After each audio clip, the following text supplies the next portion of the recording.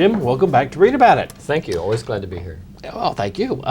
You've got some CDs to talk about today. Yes, I do. I thought of the Marx Brothers movie Night at the Opera, and that sort of set my imagination soaring, as any recollection of a Groucho Marx movie would. I brought 3 CDs. One is called Night at the Opera, and it's a 2 CD set of arias from across operatic history from around 1700 to around 1880 or so, sung by several famous singers. And it's just the arias, reminding me of a story that someone told. They thought of opera as a vast desert, with the arias being the oases, you know, where the action stops, sort of, so to speak, and the singer is given full voice, so to speak, to release his passions or her passions.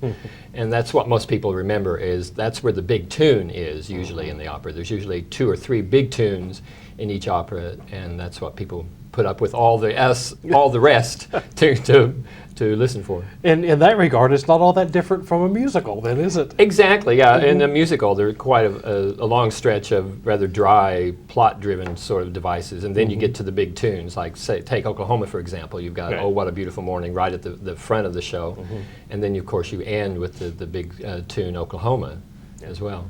What is the major difference in opera between what you would have heard in 1700 and then what you would hear from, I don't know, Wagner in 1900? Okay, as we get closer to opera in our own day, it becomes more a continuous drama. They don't have the little set pieces, the little arias, the little tunes, so to speak. It blends, so you don't have this sectioning.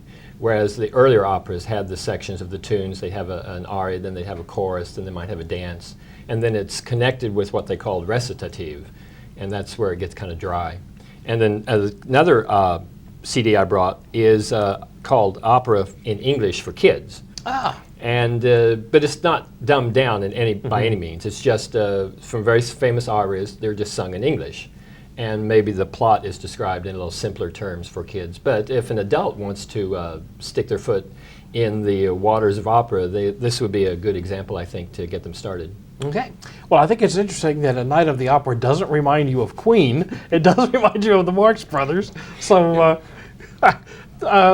that's enough of that. Let's just go on. Let's just end it. John's over there waggling his fingers at us, so I guess it's time for us to quit. Oh, dear. But thanks for coming in, and we will see you again soon. Good. Okay. Thanks, everyone.